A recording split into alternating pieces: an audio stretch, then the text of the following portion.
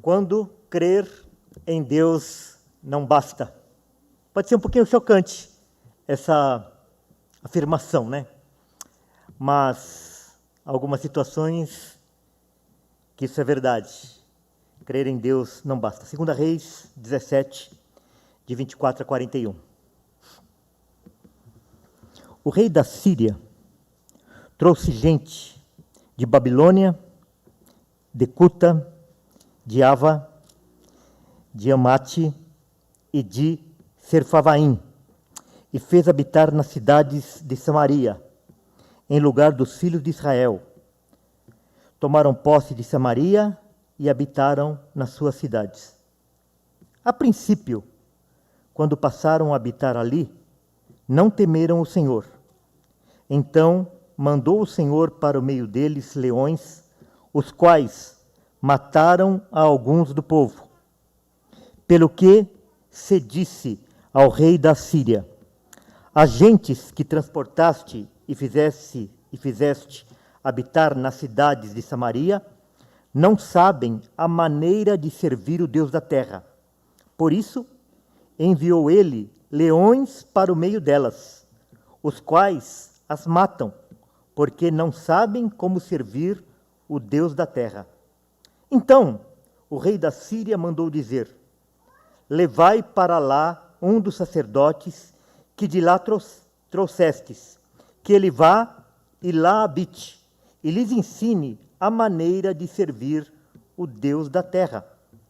Foi, pois, um dos sacerdotes que haviam levado de Samaria e habitou em Betel. Ele lhes ensinava como deviam temer o Senhor. Porém, cada nação fez ainda os seus próprios deuses nas cidades em que habitava, e os puseram nos santuários dos altos que os samaritanos tinham feito. Os de Babilônia fizeram Sucote-Benote, e os de Cuta fizeram Nergal, os de Amate fizeram Azima, os aveus fizeram Nibás e Tartaque, e os sevarvitas queimavam seus filhos a Adrameleque e a Anameleque, deuses de Sepharvaim. Mas temiam também ao Senhor. Dentre os povos constituíram sacerdotes dos lugares altos, os quais oficiavam a favor deles nos santuários dos altos, de maneira que temiam o Senhor e ao mesmo tempo serviam aos seus próprios deuses, segundo o costume das nações dentre os quais tinham sido transportados. Até ao dia de hoje fazem segundo os antigos costumes. Não temem o Senhor, não fazem segundo os seus estatutos e juízos, nem segundo a lei e o mandamento que o Senhor prescreveu aos filhos de Jacó e a quem deu o nome de Israel. Ora, o Senhor tinha feito aliança com eles, e lhes ordenara, dizendo: não temereis outros deuses, nem vos prostrareis diante deles, nem os servireis, nem lhes ofereceis sacrifícios. Mas ao Senhor, que vos fez subir da terra do Egito com grande poder e com braço estendido, a ele temereis, e a ele vos prostrareis, e a ele oferecereis sacrifícios. Os estatutos e os juízos, a lei e o mandamento que ele vos escreveu, tereis cuidado de os observar todos os dias. Não temereis outros deuses. Da aliança que fiz convosco, não vos esquecereis, nem temereis outros deuses. Mas ao Senhor vosso Deus temerei, e ele vos livrará das mãos de todos os vossos inimigos. Porém, eles não deram ouvidos a isso. Antes, procederam segundo o seu antigo costume. Assim, estas nações temiam o Senhor e serviam as suas próprias imagens de escultura, como fizeram seus pais, assim fazem também seus filhos e os filhos de seus filhos até ao dia de hoje.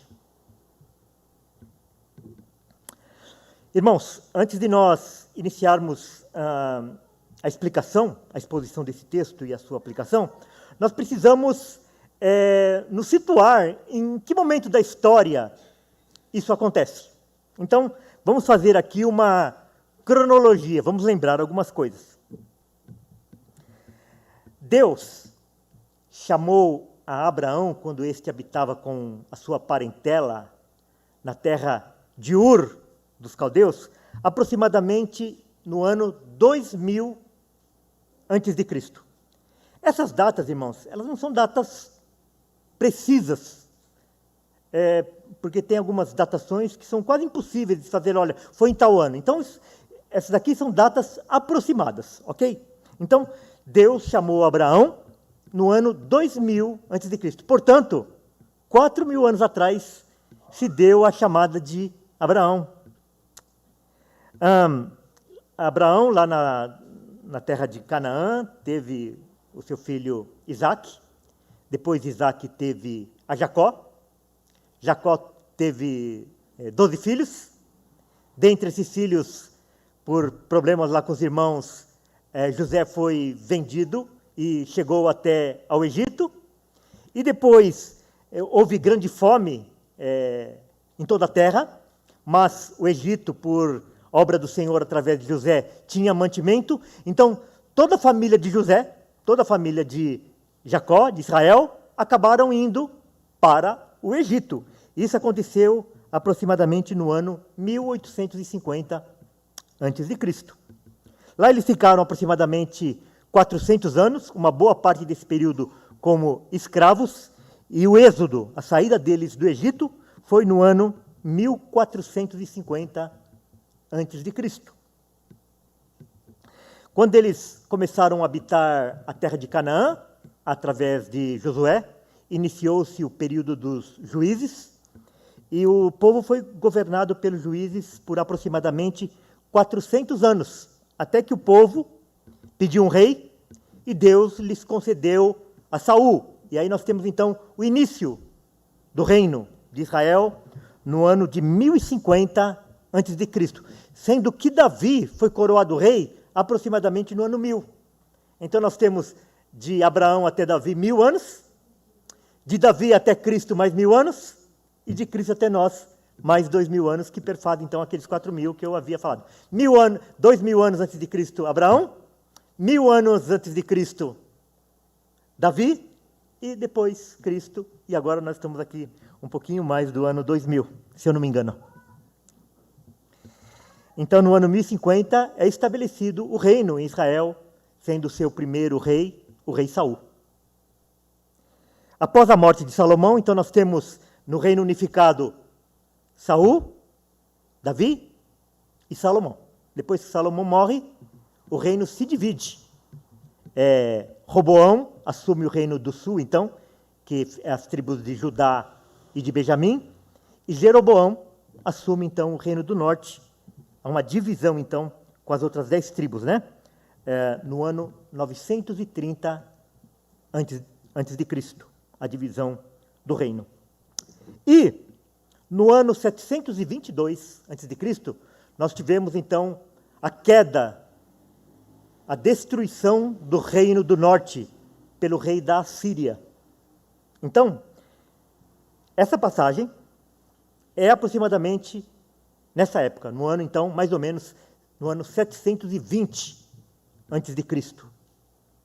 Esta passagem que nós acabamos de ler, e que agora nós vamos expor e tirar alguma aplicação nela, acontece mais ou menos nessa época aqui, depois que o reino do norte cai nas mãos da Síria. Não confundir com Síria, né? É Assíria. E aqui no versículo 24, o rei da Síria trouxe gente de Babilônia, de Cuta, de Ava, de Amate e Sefarvaim, e fez habitar nas cidades de Samaria, em lugar dos filhos de Israel. Tomaram posse de Samaria e habitaram nas suas cidades. Nós já falamos aqui algumas vezes, e nós vamos repetir para que vocês entendam. A tática de ocupação da Síria era a seguinte: eles invadiam o país, pegavam os habitantes daquela nação e mandavam para outros lugares. E pegavam a população de outras nações invadidas e enviavam para aquele novo lugar que foi invadido. Então, com isso, eles misturavam as nações e eles tiravam aquele espírito de nacionalidade, aquele espírito de união. É por isso que a Síria, usando esta tática de guerra, eles exterminaram com o Reino do Norte. O Reino do Norte nunca mais se levantou. E daí você pode perguntar assim, mas como que depois na Bíblia vai aparecer algumas pessoas que era de tal tribo, de tal tribo, de tal tribo, e que eles pertenciam a essas 10 tribos do norte, se eles foram dizimados? Acontece o seguinte, que antes que o Reino do Norte fosse exterminado, muitos habitantes do Reino do Norte migraram para o sul. Então daí se preservou as outras tribos, mas não lá no local original. Eles então foram incorporados pelo Reino do Sul. Então por isso que ainda, depois na Bíblia, nós vamos ainda encontrar citações assim que a pessoa pertencia a alguma dessas tribos, e essas tribos eram do Reino do Norte. Mas é por causa disso.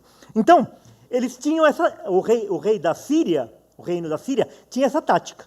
Então por isso que aqui está falando que o rei da Síria trouxe povos de outros locais para habitar ali na Samaria, no território do Reino do Norte. E o pessoal do Reino do Norte, eles foram deportados para outros locais, e ali eles se misturaram e desapareceram.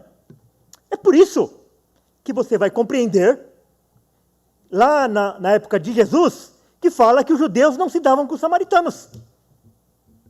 Por que os judeus não se davam com os samaritanos? Porque ali era uma mistura entre os judeus, que ficaram ainda na terra, porque, logicamente, que não tinha a mínima condição deles deportarem todas as pessoas. Então, eles deportavam uma parte da população. E uma parte da população permaneceu ali. Só que essa parte que permaneceu aí, eles se misturaram com as outras nações. E daí nós vamos chegar lá na época de Jesus, e nós vamos encontrar lá que os judeus não se davam com os samaritanos. Por que eles não se davam com os samaritanos? Porque eles haviam se misturado com outros povos. E Deus havia proibido o seu povo de realizar casamento misto. Compreenderam? É importante nós sabermos essas conexões, até para que nós possamos compreender. Nós estamos estudando lá no livro de Atos de manhã, né? Então nós vimos lá que a primeira palavra foi anunciada em Jerusalém, em toda a Judéia, e depois na Samaria. Depois da nação de Israel ali, quem recebeu a primeira palavra foi os samaritanos, que eram meio irmãos, então, dos judeus. Meio irmãos por quê? Porque eles haviam se misturado. Então, este é o contexto. A princípio, quando passaram a habitar ali, não temeram o Senhor. Então mandou o Senhor para o meio deles leões, os quais mataram alguns do povo. É interessante porque nós vemos assim em algumas passagens das Escrituras que o leão, ele é o símbolo da justiça de Deus. Em várias ocasiões, Deus manda leões para que extermine o povo. E aqui acontece a mesma coisa. E um dia vai acontecer isso, né? O leão de Judá vai pisar os seus inimigos com a planta dos seus pés. E aqui aconteceu. Eles não serviam ao Senhor, e o Senhor mandou leões para que exterminassem uma parte do povo. Pelo que disse ao rei da Síria.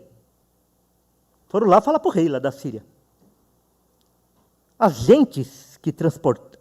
as gentes, quer dizer, pessoas de diversas nações. As gentes que transportastes e fizestes habitar nas cidades da Samaria, não sabem a maneira de servir o Deus da terra. Então os povos pagãos, eles tinham essa crença de que cada terra tinha o seu Deus. E você precisava aprender a adorar o Deus que fosse daquela terra. E eles foram lá e falaram assim, que não sabem a maneira de servir o Deus da terra. Por isso, enviou ele leões para o meio delas, os quais as matam, porque não sabem como servir o Deus da terra. Irmãos, esses homens aqui, Eles eram pagãos. Mas quando eles começaram a ser atacados por aqueles leões, eles não começaram a pensar assim, está tendo um problema lá de caça, os leões não estão conseguindo as suas presas. Então, como eles não conseguem as presas, eles estão atacando os homens. Então, a gente precisa lá povoar lá com vários animais, porcos espinhos, e etc, javali, etc, para que aqueles animais possam servir de alimento para os leões e eles não atacam os homens. Ou então, os leões se multiplicaram muito, então a gente precisa exterminar um pouquinho dos leões. Eles não pensaram isso. Assim que eles começaram a observar aquele problema, sabe a conclusão que eles chegaram? É o Deus da terra. É o Deus da terra que está fazendo isso. Nós não estamos adorando o Deus da terra e, portanto, Ele está nos castigando. E é por isso que vem esses leões, estão nos comendo, nos atacando. Irmãos, qual a leitura que a gente faz daquilo que acontece ao nosso redor? De novo, nós estamos falando aqui com um povo pagão, que não conhece o Senhor. Eles só conheciam deuses estranhos, mas eles fizeram essa leitura. Sabe o que acontece muitas vezes conosco? Nós observamos o mundo e fazemos uma leitura simplesmente humanística, culpamos a natureza, culpamos o homem, porque está vendo muita chuva, ou está vendo muito calor, ou está vendo isso, ou está vendo o vírus, Covid-19, AIDS, outra coisa. E nós começamos a buscar explicações humanas para aquela situação. E não fazemos uma leitura espiritual de que Deus está por detrás de todas as coisas. Embora, muitas vezes, Deus usa o homem, usa a natureza para fazer aquilo que ele quer. Mas nós não podemos, de forma nenhuma, tirar Deus da história. Tem uma teologia que está se espalhando aí, que muitas pessoas não conhecem, é o teísmo aberto. Não sei se vocês já ouviram falar. O teísmo aberto é o seguinte: Deus está de férias. Estou simplificando logicamente, né? Deus está de férias. Ele fez todas as coisas, ele criou todas as coisas, ele estabeleceu os seus mandamentos, mas o mundo caminha naturalmente, Deus não intervém mais em nada. Essa teologia, ela surgiu muito forte quando houve aquele tsunami no Japão. Lembra-se, né? Alguns anos atrás? Muitas mortes, etc. Daí, como que os teólogos, eles podem explicar um Deus que faz com que aconteça uma tragédia daquela e milhões de pessoas morram? Criancinhas inocentes, vovozinhas amáveis, tiozinhos legais. Então, para defender Deus, o que as pessoas fazem? Não, Deus não tem nada a ver com isso. O homem interferiu na natureza, o homem devastou as matas, o homem queima combustíveis fósseis, e camada de ozônio, e frio, e calor, e as geleiras que estão derretendo. Percebe? Daí, eles ficam advogando a Deus. Deus não precisa de advogado. Deus não precisa de advogado. Interessante, porque, irmãos, você percebe que a gente não encontra nas Escrituras Deus se defendendo? Deus tentando provar que Ele existe? Não tem isso nas Escrituras. Quando Moisés pergunta para o Senhor, Senhor, quando eles perguntarem quem o Senhor é, o que eu falo? Eu sou. Fala isso. Ah, mas esse... Eu sou. Ah, mas... Não se preocupa não, ele vai ver. Usando um linguajar popular. Ele vai ver quantos paus se faz uma canoa. Quando ele atravessar o Mar Vermelho, as canoas não vão adiantar. Não é assim? Então, irmãos, nós não precisamos ficar explicando Deus. O que nós precisamos explicar é o homem, que é inimigo de Deus, que está morto em seus delitos e pecados. O problema não é Deus. Deus é santo, santo, santo. É que o homem, ele se vê bom. E como ele se vê bom, qualquer ação de Deus, ele acha que Deus é mau. O juiz que aplica uma pena a um criminoso, o juiz é mau ou o criminoso que é mau? É o criminoso que é mau, não é o juiz que é mau. O juiz está apenas aplicando a lei. E é isso, irmãos. O que acontece? Esses dias, eu já contei aqui um tempo atrás, né? Eu fui fazer um curativo e a enfermeira pegou e perguntou assim para mim, o que você acha desse negócio do Covid, o surgimento da Covid, né? O que você acha a respeito disso? Eu falei assim, olha, a causa imediata, a explicação imediata, pode ser lá que surgiu lá num laboratório da China, ou então o homem pode ter adquirido lá esse vírus de morcego, de animais, etc. Isso pode acontecer. Agora, a causa imediata, a causa remota, a causa original, a causa maior, é Deus. É Deus.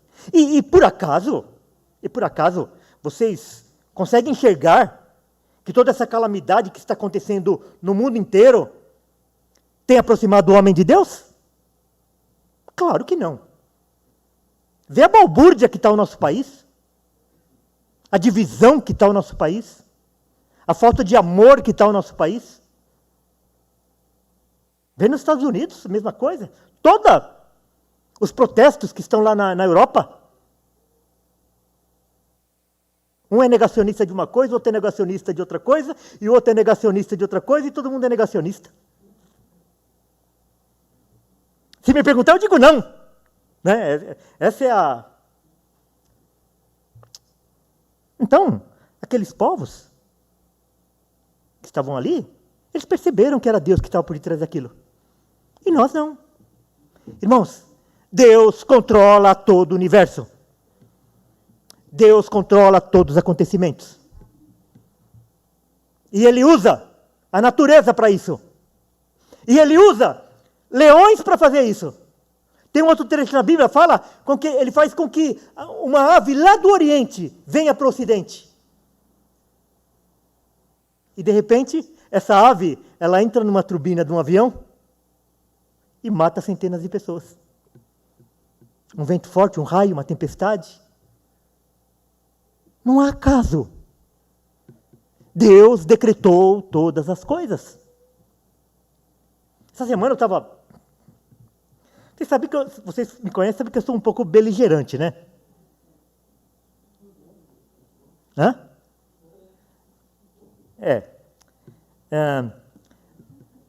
Tipo assim, né?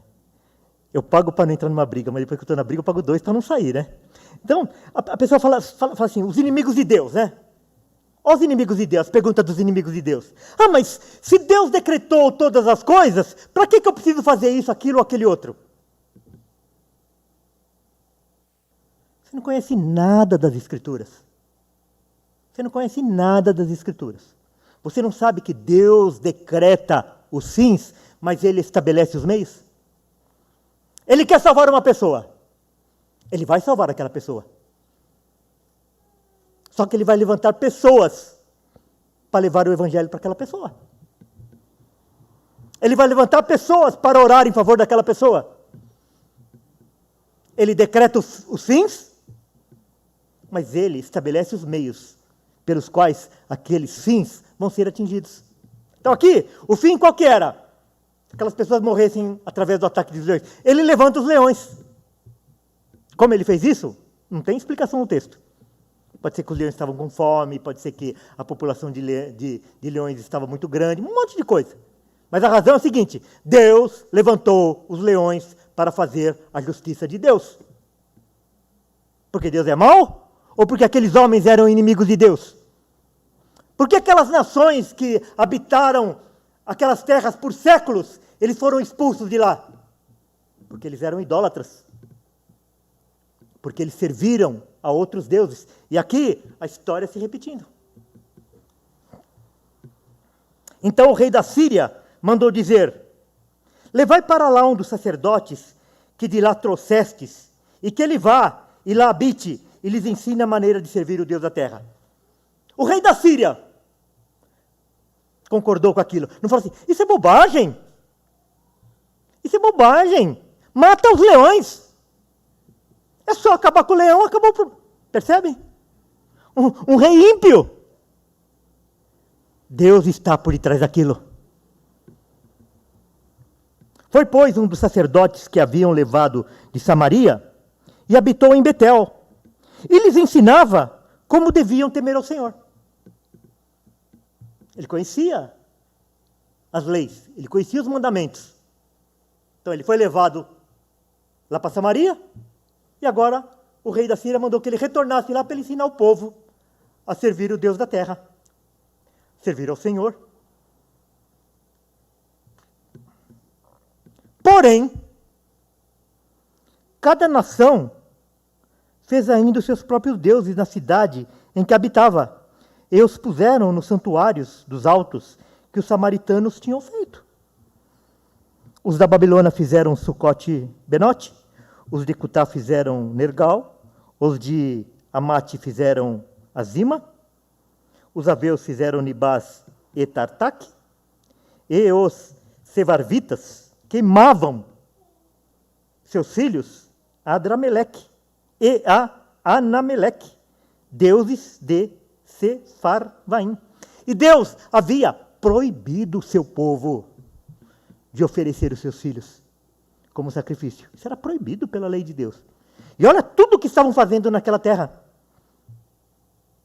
Quer dizer, e aqui, então, muda as coisas. Eles aprendem a servir ao Senhor, mas eles continuam servindo o seu próprio Deus. Isso chama-se sincretismo religioso. Então você pode ter a sua fé, mas você pode acrescentar outras coisas da sua fé. Então você pega um pouco do cristianismo, você pega um pouquinho do espiritismo, você pega um pouquinho das religiões orientais e fala assim: o que vale é ter fé. O que vale é a sinceridade do coração. Nós não estamos cansados de ouvir isso? Irmãos, nós estamos ouvindo isso em púlpitos que já foram ortodoxos. Nós estamos ouvindo isso em púlpitos de grandões da denominação batista. Pastores batistas que vão pregar em convenções batistas e congressos batistas aí, pregando isso. Que o que importa é você ter a sua fé. Uns falam isso mais claramente, e outros falam não tão claramente, porque se eles falarem muito claramente, eles podem perder o emprego deles. Mas é isso. Um tempo atrás, eu, a Lenice, o André e a Lígia, nós fomos visitar uma igreja muito conhecida, pertinho daqui, lotada, pessoas famosas no auditório, jogadores de futebol da seleção brasileira no auditório, e de repente, o pastor solta uma dessa, que o inferno vai ser esvaziado,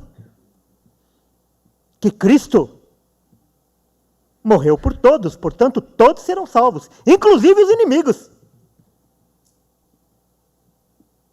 Eu quase levantei, falei, não, eu quase levantei, olha, foi por pouco, eu quase levantei e falei assim, cadê os anciãos dessa igreja? Cadê os presbíteros dessa igreja? Cadê as pessoas sadias de fé nessa igreja que ouve um homem desse falar uma bobagem dessa e ninguém protesta?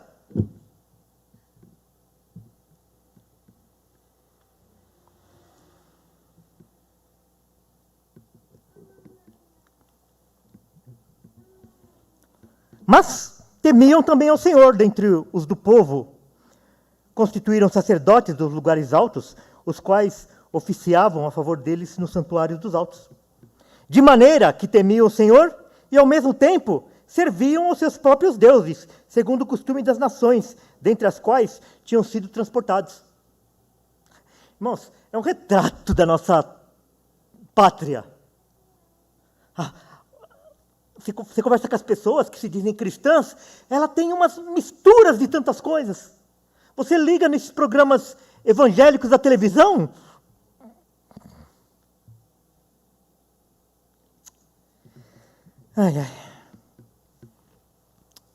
até o dia de hoje, fazem segundo os antigos costumes. Até o dia de hoje fazem. Quer dizer, aqui tem o sentido, assim, que até quando o livro foi escrito, não havia parado ainda, mas é uma profecia isso daqui, continua até nos dias de hoje. Não temem o Senhor. Então, quer dizer, quando a pessoa, ele pensa que serve ao Senhor, mas ao mesmo tempo ele está servindo outros deuses, na realidade, qual é o resultado final? Não temem ao Senhor.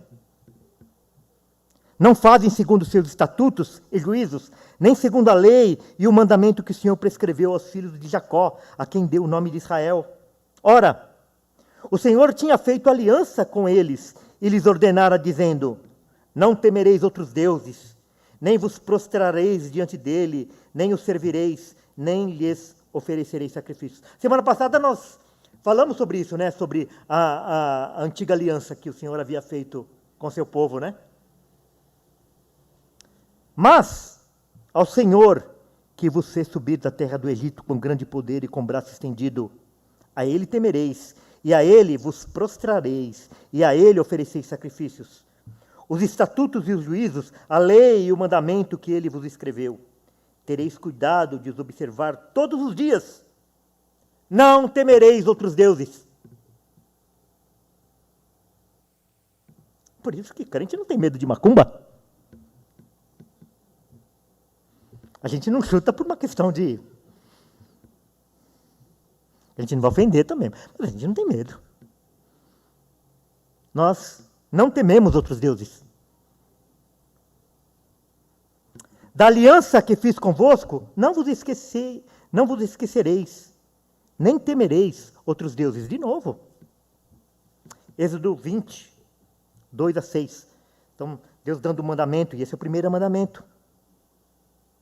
Eu sou o Senhor teu Deus, que te tirei da terra do Egito, da casa da servidão. Não terás outros deuses diante de mim. Então o mandamento não é só para adorar a Deus.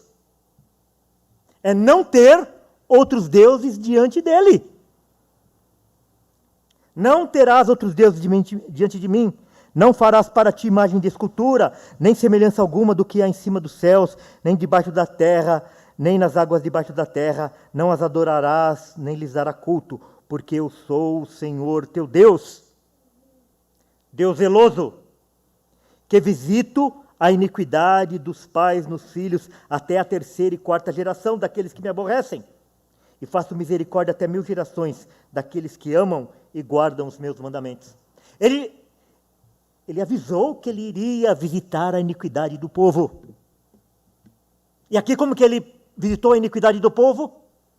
Ele arrancou o seu povo ali da terra de Samaria, espalhou por todas as partes do mundo e trouxe outras pessoas ali. E aquelas pessoas continuaram adorando outros deuses. E o Senhor mandou os leões.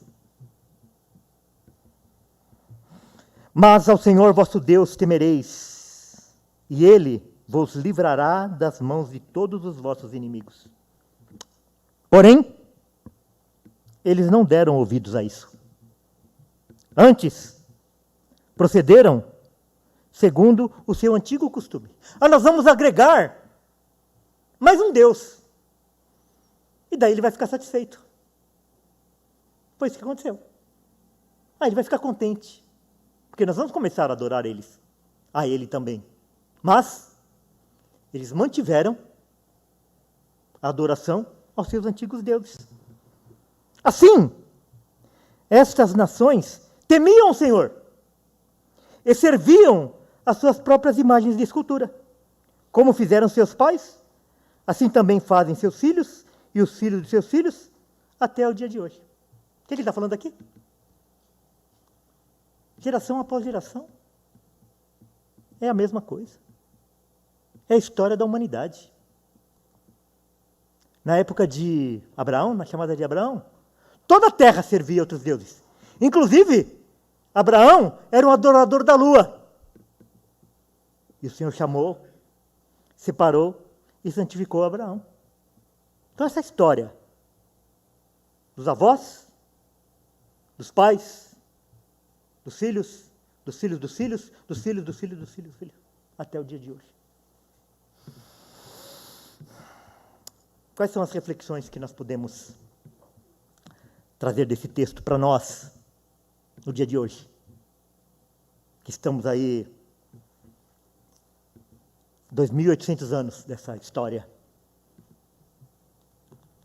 Primeira pergunta, para aqueles que não conhecem o Senhor ainda. Para aqueles que ainda não foram chamados ao Evangelho. Nós temos servido ao Senhor? Nós temos servido ao Senhor? Aquele mandamento que nós vemos lá em Êxodo capítulo 20, não é só para o povo de Deus. Aquele é para todas as criaturas de Deus, para todos os homens. E no dia que nós comparecermos diante de Deus, que todos irão comparecer diante de Deus, os homens serão condenados porque eles não cumpriram os mandamentos de Deus. Mas eu não sabia. Não é porque nós desconhecemos a lei que nós estamos livres de cumprir a lei. Então, essa é a primeira pergunta. Eu tenho servido a Deus? Agora, eu quero fazer uma pergunta para aqueles que já foram chamados ao Evangelho. Para aqueles que conhecem a Deus. E a pergunta é essa, é a reflexão. Temos servido só ao Senhor?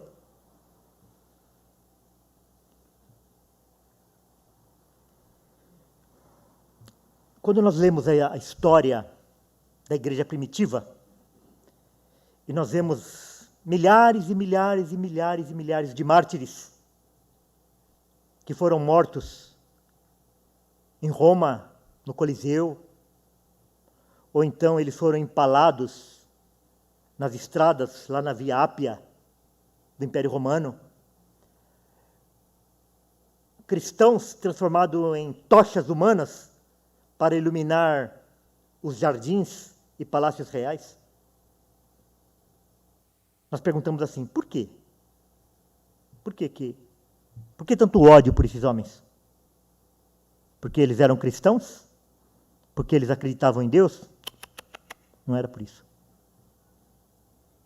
Eles viviam numa terra, numa cultura, que eles tinham 1000 deuses. 1000 deuses.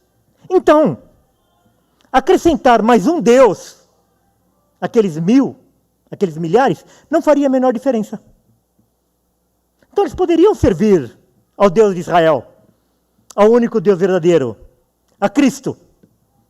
Mas sabe por que eles se ofendiam? Porque eles adoravam somente ao Senhor. Eles acreditavam somente em Cristo. Então não era o fato deles serem cristãos que ofendia. O que ofendia era o fato deles serem só cristãos. Porque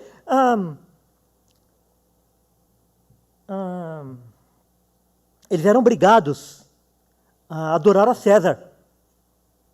Mas como que isso acontecia? Então, a imagem de César, ou o próprio César, se apresentava diante da pessoa, e bastava a pessoa fazer uma pequena reverência. Não precisava nem falar nada. Bastava ela fazer uma pequena reverência, pronto, estava livre da morte. Ave César. Salve César. Mas Deus havia requerido de seu povo servir e temer somente a Ele.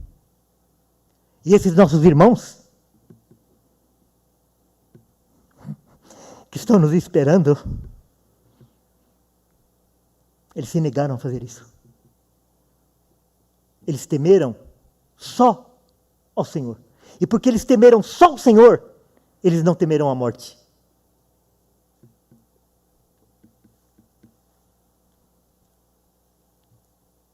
Mil e 500 anos se passaram, desde essa época aí, né? E por volta do ano 1500, a cristandade estava completamente entregue ao sincretismo religioso novamente.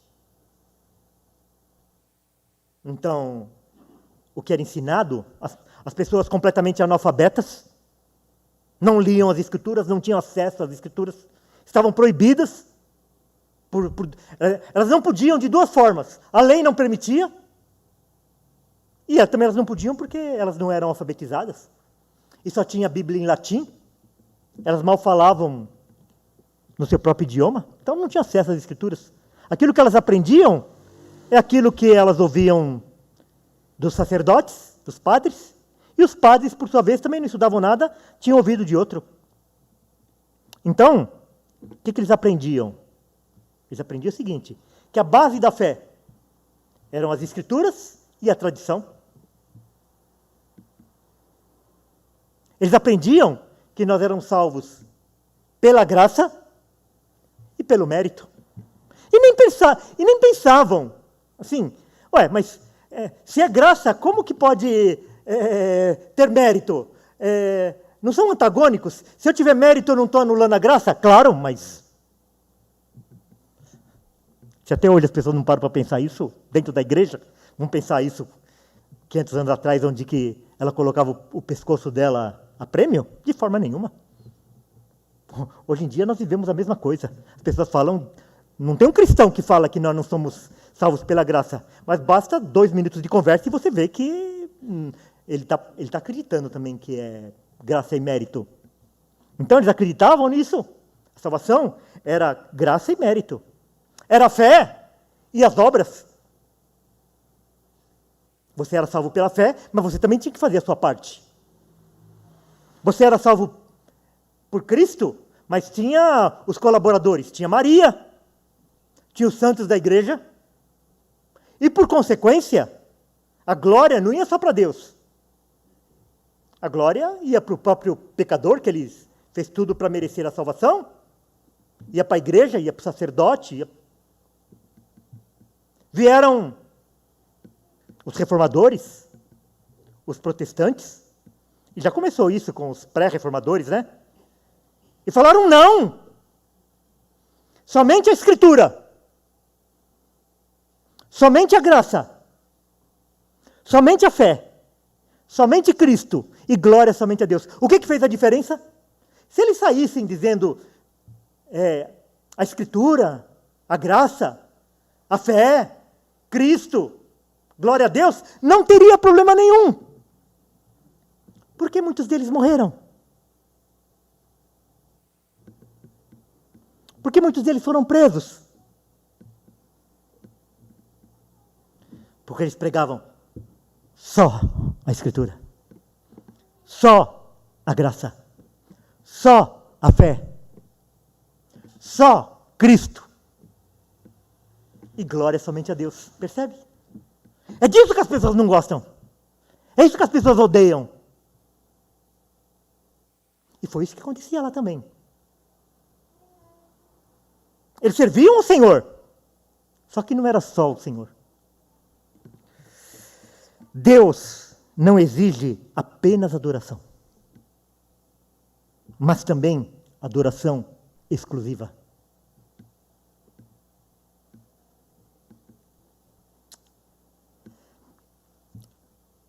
Agora, essa pergunta, assim, se nós temos adorado só o Senhor, é uma pergunta que a gente responde com a boca. Porque nós podemos estar enganados. Porque a gente não tem um altar em casa. Porque a gente não faz uma romaria. Porque a gente não tem imagens na igreja, nem na nossa casa. A gente pode responder, não, eu adoro só o Senhor. Mas não é assim que a gente responde essa pergunta. E não é para mim também que você responde. É para você mesmo. Agora, como que eu sei que se eu estou servindo só ao Senhor? Daí, você precisa olhar a sua agenda. Como está a sua agenda? Se alguém observar a sua agenda, o seu dia a dia, ele vai chegar a essa conclusão de que você serve só ao Senhor? Como que você ocupa o seu tempo? Quando a palavra de Deus diz assim, orai sem cessar, o que significa?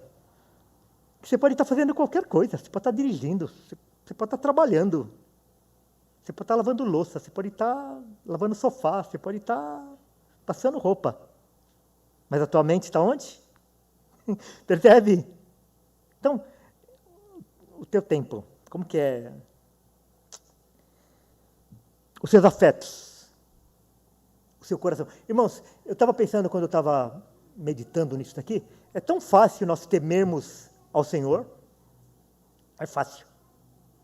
Mas sabe uma coisa muito difícil? É nós termos afeto pelo Senhor. Como é difícil nós amarmos a Cristo. Como é difícil nós não almejarmos o céu, mas nós almejarmos a companhia de Cristo. Simplesmente por ele ser Cristo. Não é verdade isso? Nós amarmos Cristo por quem ele é.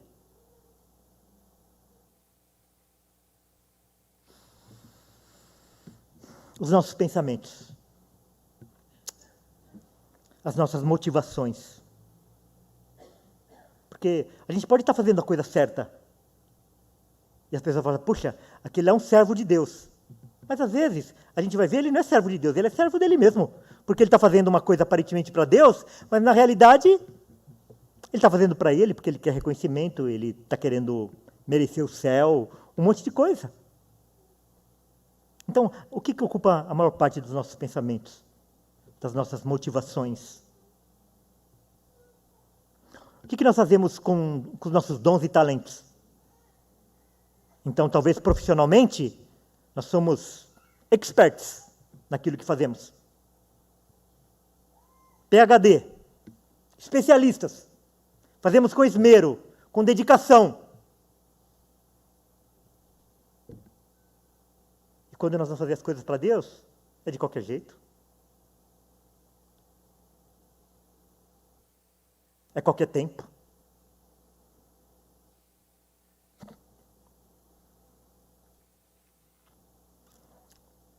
A palavra de Deus nos ofende, né, irmãos?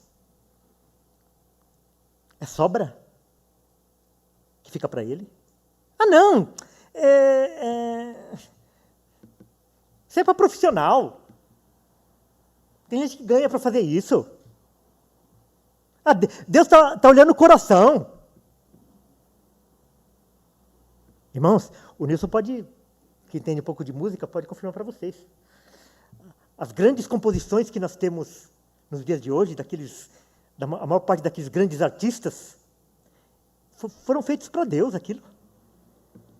Aquelas músicas são apreciadas. Então, quando as pessoas observam onde que eu uso meus dons e talentos, elas vão perceber que eu temo só o Senhor, eu sirvo só o Senhor. E os nossos bens, o nosso patrimônio, o nosso dinheiro? Se alguém ver aí o meu orçamento, ele vai perceber.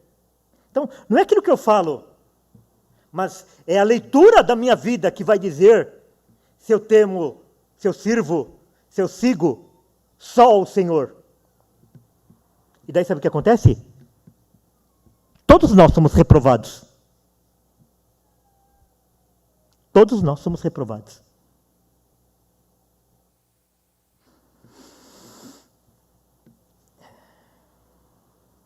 E quando eu vou testemunhar a respeito do Senhor, através de Cristo, é só o Senhor que eu testemunho?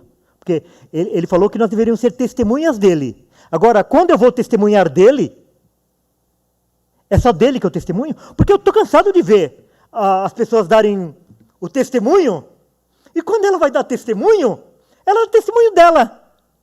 Porque eu era assim, assim, assim, assim, assim, daí eu fiz isso, e agora eu sou assim, assim, assim. Isso é testemunhar de Cristo? Isso é testemunhar de Cristo? Eu falar de mim? Daquilo que eu fiz? Ah, porque eu era um alcoólatra? Eu era um boêmio? E daí eu abri meu coração? Eu abri meu coração? E Cristo entrou, e agora eu não sou mais. Glória a quem? É Ele que abriu o coração dele. É Ele que fez o esforço. Então percebe, irmãos, até quando a pessoa pensa que ela está testemunhando de Cristo, ela está falando mal de Cristo.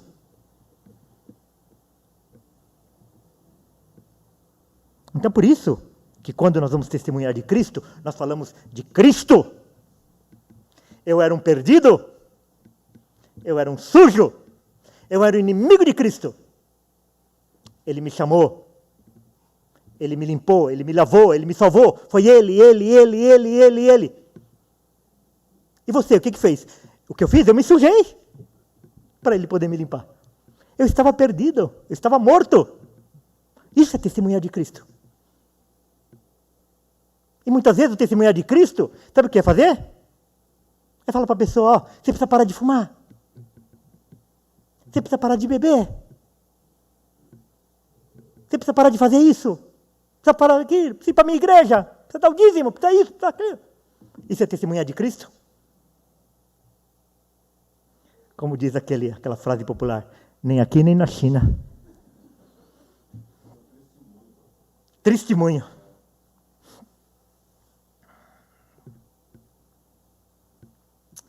E a última reflexão. Temos levado o nosso testemunho de fé em todos os lugares? Porque aquele povo era pagão. E eles foram enviados para outras nações. E o que eles levaram juntos?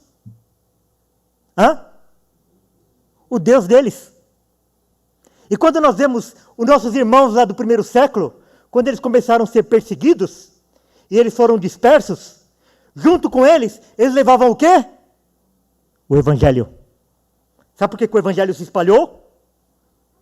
Porque aqueles primeiros irmãos que nós tivemos, eles foram perseguidos. E na perseguição eles foram dispersos. Mas aonde eles iam, eles levavam o Evangelho. E esses pagãos aqui, eles fizeram a mesma coisa. Eles vieram de outros lugares, vieram para a Síria, só que junto com eles trouxeram os deuses deles. E muitas vezes, a gente vai para um lugar, vai para o outro, e a gente parece agente secreto. A gente não testemunha a respeito de Cristo. Olha, irmãos, eu estou cansado de ver pessoas que às vezes eles mudam de cidade, e nem igreja eles vão procurar. Um dia desses aí eu estava vendo uma pregação do Paul Washer, e ele falou que a pessoa, quando ele vai mudar de local, de cidade, antes dele procurar uma casa, ele precisa saber se lá tem uma boa igreja. A pessoa muda de país, então, na Europa, nos Estados Unidos, em outras partes do mundo, estão cheios de gente que se dizem crentes. E porque eles saíram aqui do ambiente em que favorecia a comunhão, etc., chega lá, esquece. Não procura os irmãos. Não procura ter comunhão. Não procura testemunhar. E quantos, milhares e milhares de homens. Quando eu falo homens, hoje em dia a gente precisa explicar isso, né? Quando fala homens, estamos falando de homens e de mulheres, né? Que perderam as suas vidas por causa disso. Porque onde eles iam, eles testemunhavam de Cristo. Só Cristo. Só a graça. Só a fé. Isso vale para o nosso ambiente de trabalho. Irmãos, hoje em dia, o nosso ambiente de trabalho, a nossa faculdade, a nossa escola, muitas vezes é um ambiente muito pior do que você ir para uma civilização inimiga de Cristo. Os nossos inimigos estão almoçando com a gente, estão estudando com a gente, estão trabalhando com a gente. João 17,3. E a vida eterna é esta: que te conheçam a ti, o único. Tem espaço aqui? Para você ser um cristão, mas ao mesmo tempo você poder ler o horóscopo? Poder ir numa mesa branca? Poder fazer uma romaria ali ou ali? Tem espaço para isso? Te conheçam a ti, o único Deus verdadeiro, e a Jesus Cristo, a quem enviaste. A oração de Jesus. Palavra de Jesus.